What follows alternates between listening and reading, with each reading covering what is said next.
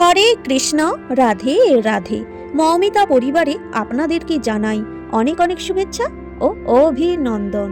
আজকের আলোচ্য বিষয়টি হচ্ছে 2026 সালের বিশেষ কিছু করণীয়র কথা বলা হবে এই ভিডিওতে। শ্রোতা বন্ধুরা, আজকের এই ভিডিওটি আপনারা প্রথম থেকে শেষ পর্যন্ত মনোযোগ সহকারে শ্রবণ করুন, আপনাদের কিন্তু অনেক ভালো লাগবে। 2026 সালের ক্যালেন্ডারের পাতা উল্টালে আমরা দেখতে পাই যে বছরের প্রথম দিনটি অর্থাৎ 1 জানুয়ারি পড়েছে বৃহস্পতিবার। জ্যোতিষ শাস্ত্র এবং সনাতন ধর্মের প্রেক্ষাপটে এই দিনটি অত্যন্ত তাৎপর্যপূর্ণ। একটি বছরের প্রথম দিনটি কেমন কাটবে তার উপর ভিত্তি করে আমাদের মানসিক অবস্থা এবং আগামী 365 দিনের পরিকল্পনা নির্ধারিত হয়।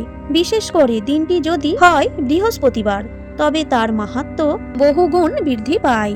তাই আজকের ভিডিওতে আমরা জানব 2026 সালের 1 জানুয়ারি কোন কাজটি করলে সকল মনস্কামনা পূর্ণ হবে। 2026 সালের 1 জানুয়ারির বৃহস্পতিবারের জ্যোতিষীয় বিশ্লেষণ, লক্ষ্মী নারায়ণ পূজার বিধি, উপাচার এবং আধ্যাত্মিক তাৎপর্য। নতুন বছরের প্রথম ভোরে আপনার করণীয় এই বিশেষ কাজ, যা ভাগ্য বদলে দিতে পারে। জীবনের অমঙ্গল এড়াতে যে কাজ ভুলেও এই দিন করা উচিত নয়। সারা বছর আর্থিক অনটন দূর করতে বৃহস্পতিবারের এই বিশেষ প্রতিকার। তাই আজকের ভিডিওটি খুব গুরুত্বপূর্ণ হতে চলেছে। তাহলে চলুন বন্ধুরা, শুরু করা যাক আজকের ভিডিওর বিষয়বস্তু। বৃহস্পতিবারের অধিপতি হলেন দেবগুরু বৃহস্পতি। বৃহস্পতি হল জ্ঞান, প্রজ্ঞা, সন্তান, সম্পদ এবং আধ্যাত্মিকতার কারক গ্রহ। 2026 সালের শুরুর দিনটি এই গ্রহের প্রভাবে থাকায় এটি একটি অত্যন্ত শুভ সংকেত। বৃহস্পতি গ্রহ যদি অনুকূলে থাকে তবে মানুষের জীবনে অভাব অনটন থাকে না।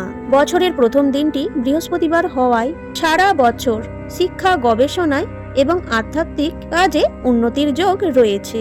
যারা উচ্চশিক্ষার জন্য চেষ্টা করছেন বা নতুন কোনো বিদ্যা অর্জন করতে চান, তাদের জন্য এই দিনটি একটি মাইল ফলক হতে পারে। সনাতন ধর্মে বৃহস্পতিবারকে মা লক্ষ্মীর বার হিসেবে গণ্য করা হয়। আবার শ্রী বিষ্ণু বা নারায়ণ হলেন এই জগৎ সংসারের পালন কর্তা। 2026 সালের এই প্রথম দিনটিতে লক্ষ্মী নারায়ণের যুগ্ম কৃপা লাভের এক দুর্লভ সুযোগ। শাস্ত্র মতে যেখানে নারায়ণ থাকেন সেখানে লক্ষ্মী অচলা হয়ে বিরাজ করেন। তাই বছরের প্রথম দিনে লক্ষ্মী নারায়ণের আরাধনা করলে পরিবারের কলহ দূর হয় এবং সমৃদ্ধি স্থায়ী হয়। যে কোনো নতুন বছরের শুরুটা যদি একটি ইতিবাচক এবং পবিত্র দিন দিয়ে হয়, তবে তা ব্যক্তির আত্মবিশ্বাস বাড়িয়ে দেয় এবং জীবনের মোড় ঘুরিয়ে দেওয়ার মতো একটি শুভ মুহূর্ত।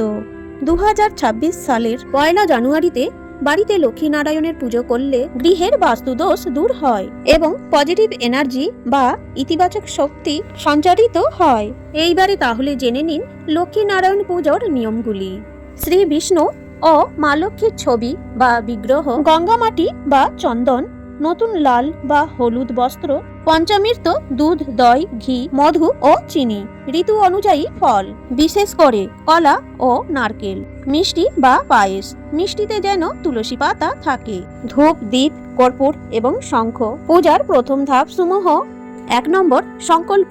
সকালে স্নান সেরে শুদ্ধ হলুদ বস্ত্র পরে ঠাকুর ঘরের সামনে বসুন।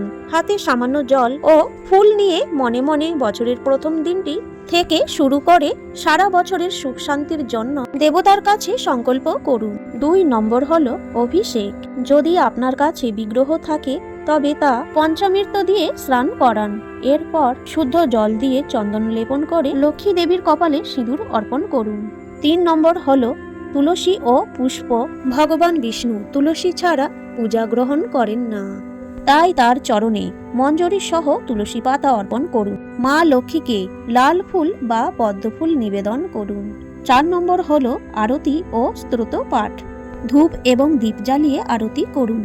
এ সময় ওম নমো ভগবতে বাসুদেবায় এবং ওম মহালক্ষ্মী নমঃ মন্ত্র জপ করুন। সম্ভব হলে শ্রী বিষ্ণুর সহস্র নাম ও মা লক্ষ্মীর পাঁচালী পাঠ করুন। 5 নম্বর হলো প্রসাদ বিতরণ। পুজো শেষে পরিবারের সকলকে নিয়ে প্রসাদ গ্রহণ করুন।